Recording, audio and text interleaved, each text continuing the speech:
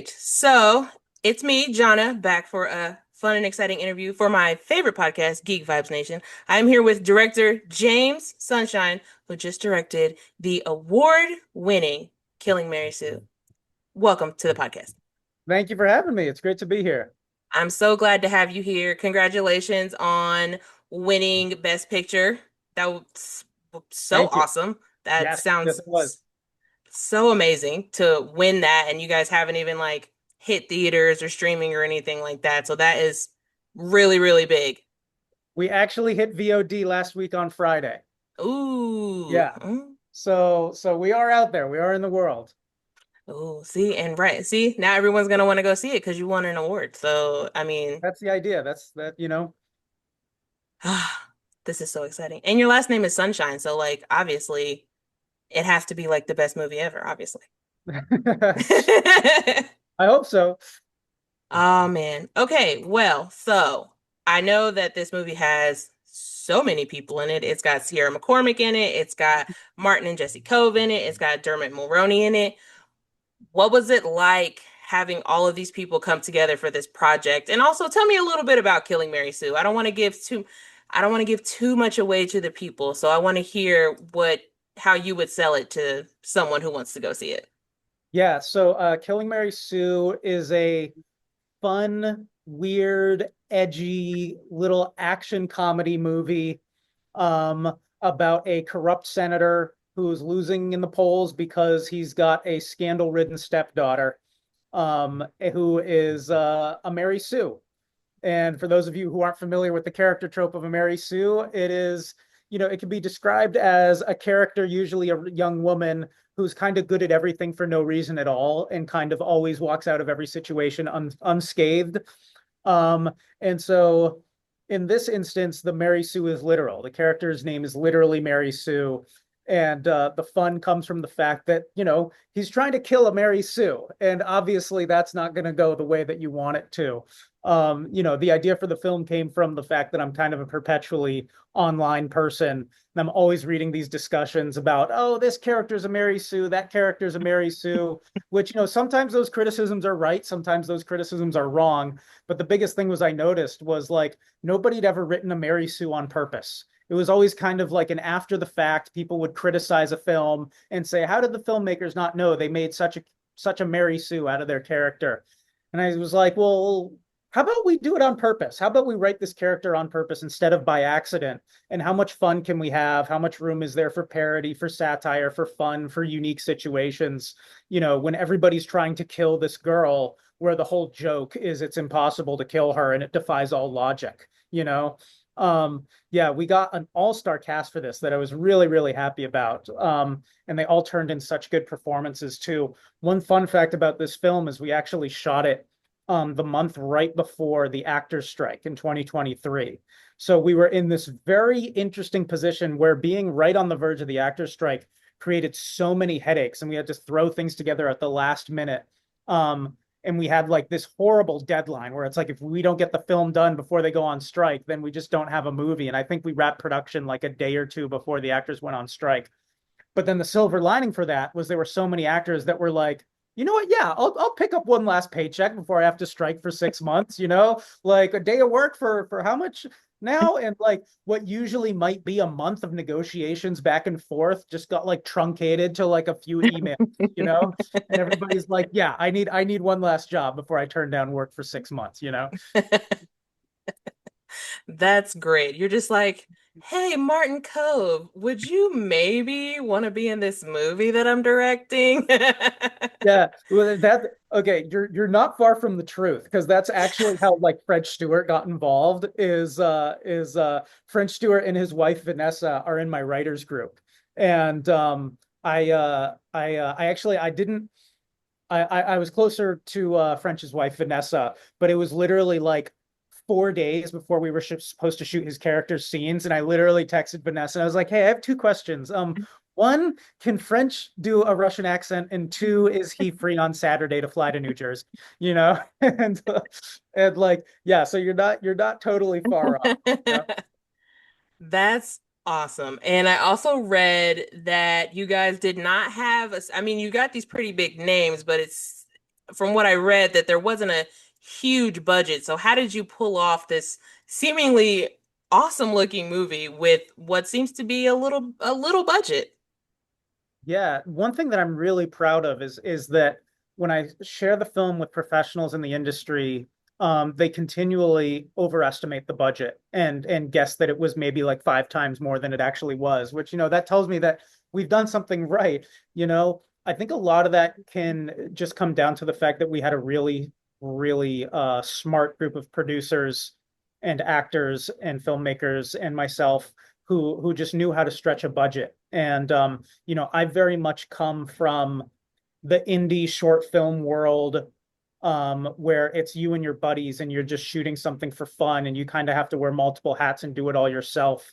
And so I very much approached this project. We had a great crew on this. We had more crew on this project than I've ever been used to having on any project I've ever shot in the past. But still, at the same time, I was like ready and prepared to be like, oh, we need somebody to kind of step in and AD for an hour or two. I can do that. We need somebody to do this. We need somebody to help with that. It helped, I edited the project myself, which helped us to save cost and time there. And then also I do have my reality TV background where I've been a Mhm. producer on shows like Hell's Kitchen, Big Brother, Project Runway. And, reality TV is the pinnacle of run and gun. You show up there with a vague idea of what it's supposed to be, and what you get is what you get, and everybody's kind of just like improvising and figuring it out as they go. And so that was very much the nature of this shoot as well. And my time in the reality TV world, which I've loved so much, has definitely helped prepare me for a chaotic set, you know? I love that. We love a good chaotic set, but it's fun. Like the chaos is chaos, but it's fun chaos, is what it Yeah, seems yeah. like. Somebody recently asked me, like, how much fun was the set? And I was like, it was fun in the best ways, and it was also fun in the worst ways, you know? Yeah, especially when you're on a really tight deadline with not a lot of money and Yeah. you're just like, all right, well, let's do this and see what we get. Yes. Yes. Oh, I love that. And I know a lot of movies now kind of do the female like assassin things, and that's not really what Mary Sue is in the movie. She is just a Mary Sue, like you said. She just is kind of like, oh, my stepdad's trying to kill me? Okay, well, I guess I'm gonna kill all of his assassins and then maybe him. Yeah. I don't know. Yeah. So what I mean, that's kind of a little bit of a reversal for female characters, but it's also kind of not something that you would normally see because you normally have a lot of male assassins and like things like that. So where did it come from that, you would be kind of changing it up a little bit? Because I mean, a Mary Sue could kind of be a guy. I mean, if a Mary Sue could be like a Superman. Superman only Oh, has like yeah. one, he only has one fault and it's kryptonite. So like, Yeah. was that on purpose? Yeah. Well, you know what movie I watched again recently that everybody loves, and it stars a guy, and I was like, this guy is a total Mary Sue, was V for Vendetta, which I Ah, I I love V for Vendetta, but I was so watching good. kind of with new, more mature eyes, and I was like, oh, he just shows up everywhere, and he's good at everything, and he has no faults, and wow, he's kind of a Mary Sue. It's um, but yeah, no, with this film, it was very much about like leaning into the joke of a Mhm. Mary Sue. We very intentionally cast a girl, Sierra, who just rocked this role where the whole point was she does not look like she can beat a guy up. She's 5'2", 5'3", 100 pounds, and like the whole joke is the absurdity of the fact that she walks out of these situations unscathed. And it's been really entertaining and really cool to see both the public and the critical reactions to the film. Because some people, you either love it or hate it, and some critics and some audiences have been really connecting with it, and others haven't. And I read a review recently of a user review on IMDb or Rotten Tomatoes or one of those, where somebody complained. They were like, "Oh my God, this movie's so unbelievable. There's no way that this girl should be able to beat these people up." And it's just another one of those like woke girl boss movies. And I kind of want to grab them and I want to go like, "That's the point. Like that's the point. Like you're the guy who should be watching this film and laughing your butt off, going, "Oh my God, somebody's finally poking fun at this idea." Yeah, Yeah. literally. That oh gosh. I know I kind of scrolled through some and I was like, gosh. I'm like, but some people just don't understand. I recently watched Bullet Train. I watched it yesterday, matter of fact, with like Brad Pitt and Bad Bunny and Love like Bullet all of Train. them. Like it's so good, but it's so chaotic and it's so way out of depth of anything that you would think would actually happen in real life. And that's kind of like what Killing Mary Sue is. I mean, also it's fictional. So Yeah, like, well, you can't get too bogged down in the details about it, you know? yeah, I love that you bring up the comparison to Bullet Train because that was literally the movie in 2022. I saw Bullet Train in the theater and I walked out of the theater and I said to myself, I need to do a movie like Bullet Train, and went home and started like outlining and working on Killing Mary Sue. So Oh, I like love that. that is like the single best comparison I could imagine. Well, now I'm glad I watched that movie. Me too. I mean it's a great movie and I haven't seen Killing Mary Sue, but now that it's on video on demand, I obviously am gonna go watch it because I love a good chaotic movie. I love good chaos because there's just it just takes you out of your real life and there's just something about it that you're just kind of like, yeah, this was a good 2 hours of my life because like you're laughing and you're crying and you're like, what is going on? But like it's a good time all around. And so I feel like that's what this is gonna be like. And honestly, I can't wait to watch Yeah, I it. mean, there's so many films nowadays that are so caught up in, we need to tell a message, this needs to be hmm purposeful, this and that, which is great. I love films like that, but it's not what I was setting out to do with this. Like, hmm the purpose of this film is let's take a joke, let's have some fun, let's turn off our brains, let's eat some popcorn, let's have a good time. And like deep in there, like we can embed a little message or two or something hmm thematic or something emotional, just because you don't want to go too far into the absurd and just the entertainment. You got to keep it Yeah. grounded in something real that people can connect with. But at the end of the day, like this, even though this movie like brings a lot of politics into it and pop culture into it, it's not about making some grand statement. It's just Mhm. about like let's have fun at the movies again, you know? I miss those times. I miss having fun at the movies. It Yeah, me was too. the pandemic really just ruined the movies for everyone. And when we were finally able to go back, people were like, "Why would I go to the movies? I could just watch it at home." And I'm like, "But it's the movies."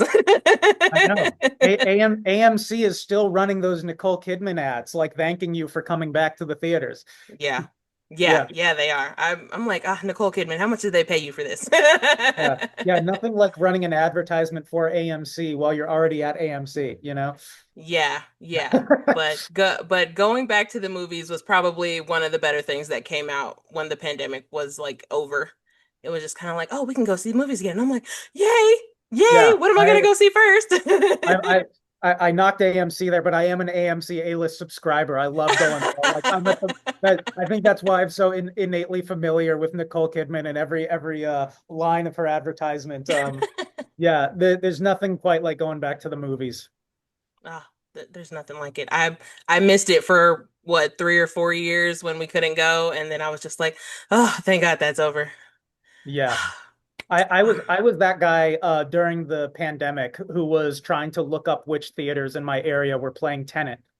And I was like driving an hour 15 minutes to go see Tenet in like September 2022, you know? Oh my gosh. Yeah. It's I like was you're like, like 6 feet away from like the next person. It's like, okay, you have to be 3 seats away from me. yeah, I was like, you can't keep me out of the movie theaters. I'm going.